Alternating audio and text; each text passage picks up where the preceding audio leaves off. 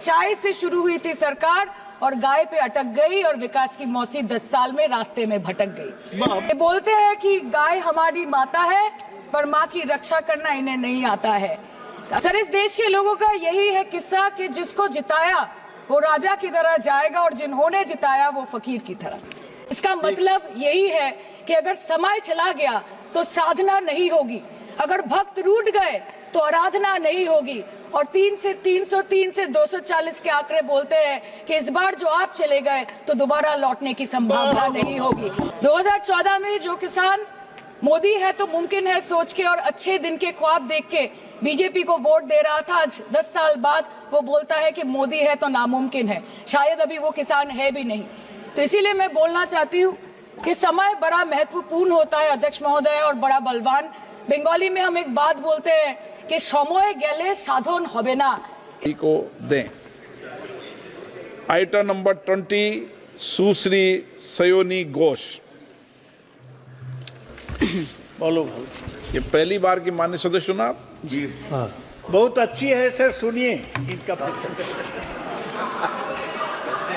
आगे देखिए। आप बीच में मत टोकना उनको और सलाह मत देना, आप पीछे सीट पे चल जाओ।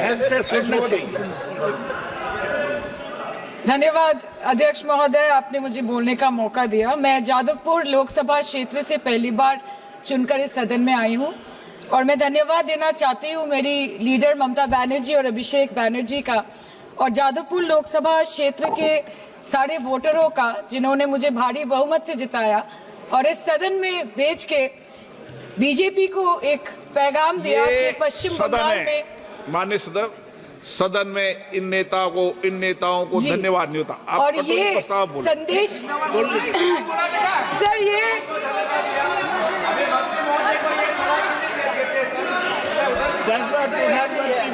Sir okay sir, no problem sir. Sir मैं धन्यवाद देना चाहती हूँ जादवपुर लोकसभा क्षेत्र के लोगों का जिन्होंने मुझे भारी बहुमत से यहाँ पे जिता के भेजा और ये पैगाम दिया कि पश्चिम बंगाल में नफरत की रणनीति और धोखेबाजी की राजनीति नहीं चलेगी।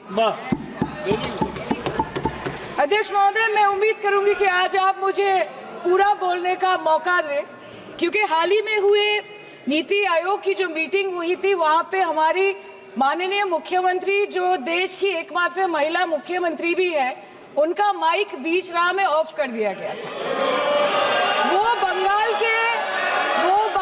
के अरे अभी तो शुरुआत है, ये तो ट्रेलर है, पिक्चर बाकी है।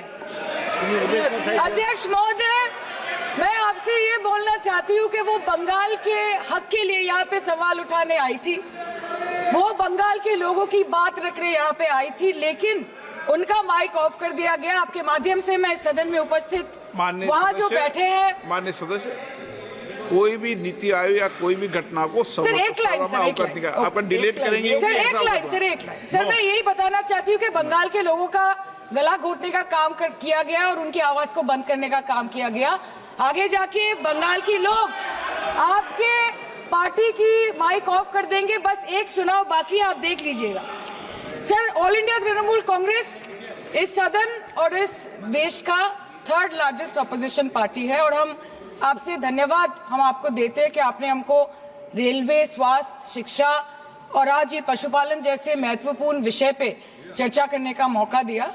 लेकिन तृणमूल कांग्रेस आगे जाके देश के हर महत्वपूर्ण मुद्दे पे बात करेगा, चाहे वो चीन का अनैतिक रूप से इस देश में प्रवेश हो या वो 700 से ऊपर आंदोलन जीवी किसानों की। माननीय सदस्य, आप पहली बार बोल रही हैं, मैं आपको हस्तक्षेप नहीं करना चाहता, लेकिन जिस अनुदानों की मांगों पर चर्चा सर अभी आ रहे सर नीट के घोटाले से लेके जीएसटी के बोझ तक, एयरपोर्ट की छत टूट जाने से लेके रेल पटरी से छूट जाने तक तृणमूल कांग्रेस के सदस्य, हर सांसद देश के हर गंभीर मुद्दे पर चर्चा करेंगे। बस यही आपको बोलना था। रिस्पेक्टेड सर, मामाटी मानुष is the Magna carta of the governance of West Bengal and our party, and I feel truly honored that today I've been given the opportunity to talk on a ministry which is intrinsic to the Mamati Manush of the country. हमारे किसान अपनी मवेशी को, अपनी फसल को माँ की तरह पूछते हैं। जिस खेत में वो हल चलाते हैं उस जमीन को नमन करते हैं। But does this major sector get support from the government? Sir, Indian agriculture supplies around 58% of India's livelihood and is a principal source of income for half of the population, accounting for 17 to 18% of the country's GDP. 70% of India's rural poor depend on livestock and farm animals. But does this sector get what it deserves?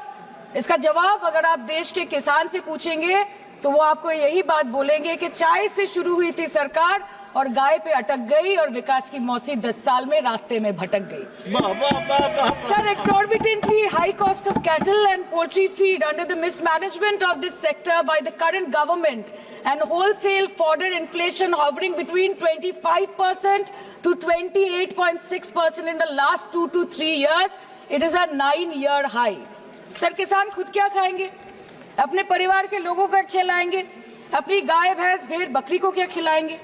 Sir, ऐसे ही वारदात होते हैं जहां गरीबी से जूझता हुआ एक किसान उसको अपनी गाय भेड़ बकरी को बेचने में मजबूर करते हैं और अंत में जाके वो अपनी खुद की जान ले लेते हैं। सर, पिछले 10 सालों में 1,12,000 किसानों ने इस देश में आत्महत्या की। एनसीआरबी की एक रिपोर्ट के अनुसार 10 साल में हर दिन इस देश में एवरेज में 30 किसान हर दिन अपनी जान ले लेते हैं। सर, इस देश के लोगों का यही है किस्सा कि जिसको जिताया वो राजा की तरह जाएगा और जिन्होंने जिताया वो फकीर की तरह। सर, ये बहुत गौरक्षा की भी बातें करते हैं। देश के लोगों को ये पता होना चाहिए that there is a fodder crisis in India and the union minister has himself stated in a written reply in Rajya Sabha that yes, the country is deficit in fodder. So it means that cows are dying without food in government-owned goshalas, especially the BJP-ruled state. 74,000 cattle had died at Panjrapols in Sundarnagar and Banaskantha district of Gujarat in the last 3 years. 200 cows were found dead in Madhya Pradesh's Shivpuri district. 173 cows allegedly died in a week in Chhattisgarh. And 74,016 cows had died in Hingonia Goshala in Jaipur during the previous BJP government in Rajasthan. तो sir, पहले खाना ही नहीं मिला, fodder crisis, फिर मिल भी जाए तो इतना महंगा कि किसान खरीद ही नहीं पा रहा है, फॉडर इन्फ्लेशन, और सर खाना मिल भी जाए तो पशुओं की बीमारी। उससे मुकाबला करने के लिए इस सरकार ने क्या किया?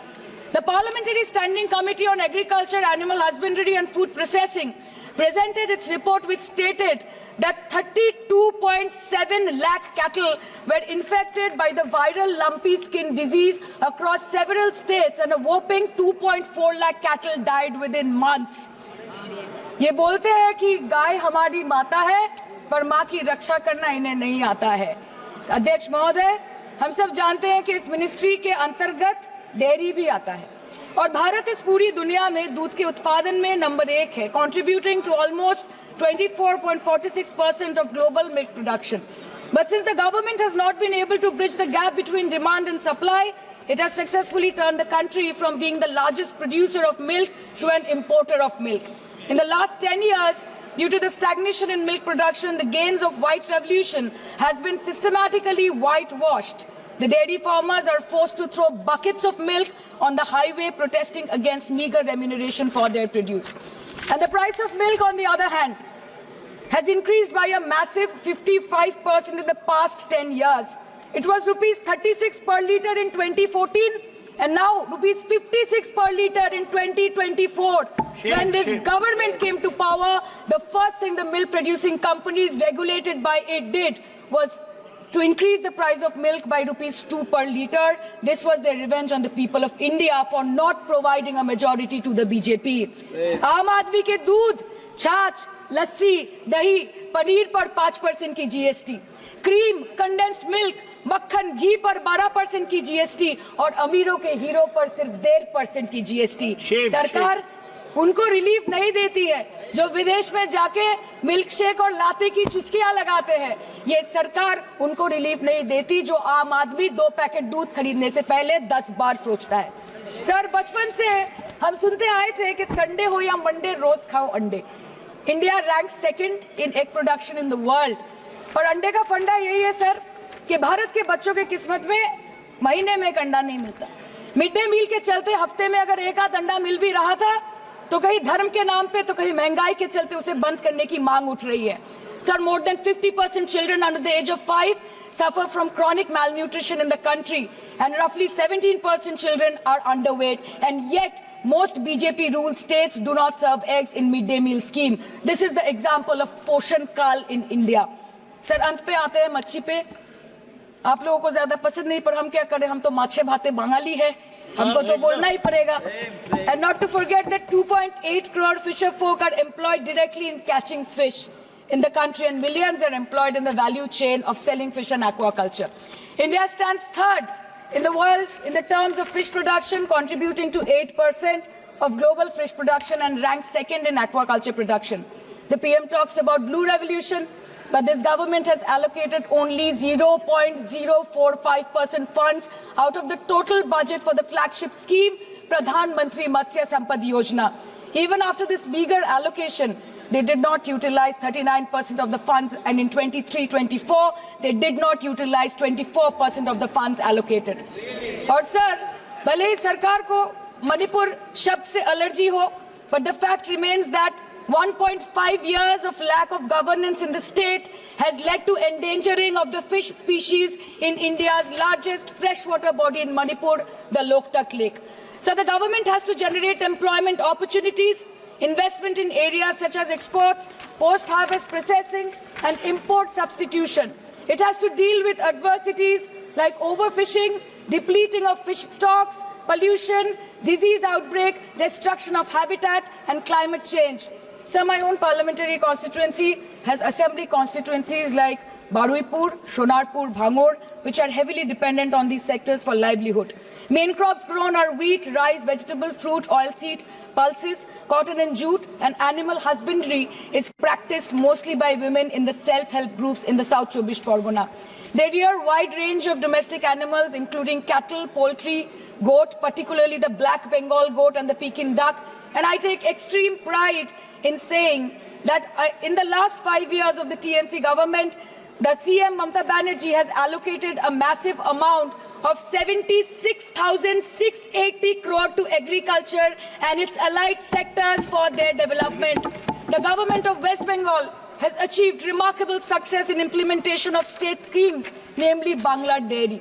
The state-owned company is providing financial incentive at the rate rupees 11.5 per litre of raw milk directly to the bank accounts of primary dairy farmers through milk unions. Bangla Dairy procured 3.55 crore kg milk in 2023, for which rupees 109 crore was paid to dairy farmers through direct benefit transfer. 47,900 fresh Kisan cards have been issued in the last 3 years for animal husbandry. Up to 30th November 2023, rupees 393 crore was sanctioned to marginal animal rearers in the rural areas. Bangla Shosho Bima scheme, a fully state-funded scheme for crop insurance. Total 1.28 crore farmers were enrolled under the scheme during 23-24. 70 lakh farmers got claim settlement worth rupees 247 crore. 76,049 farmers are getting pension amounting to rupees 1,000 per month under Joy Bangla scheme. Super Bangla scheme was introduced in 2014 for ensuring remunerative prices for agricultural produce, integrating about 80,000 farmers and procuring about 100 metric tons of perishables daily. The annual turnover of this project is now rupees 106 crore. 77 new stores have been opened in financial year 23-24. 186 Krisak Bajars sub-market yards are running successfully, providing excellent marketing infrastructure for aggregation and ease of marketing. And to be mentioned that West Bengal is one of the largest cold storage capacities in the country at more than 87 lakh metric ton with 620 cold storages. New investment of rupees 239 crore is upcoming in this sector this year with an employment opportunity for nearly 20,000 people. अरे उधर वाले बता इसमें बुरा क्या है, हवा के चार झोंके अगर इधर से भी गुजर जाए तो. Now coming to the demands of pending funds from the government of India to West Bengal on animal husbandry and welfare. 50% of the central share, rupees 12.72 crore for financial year 23-24, being the recurring expenditure for mobile veterinary units is pending with the Government of India.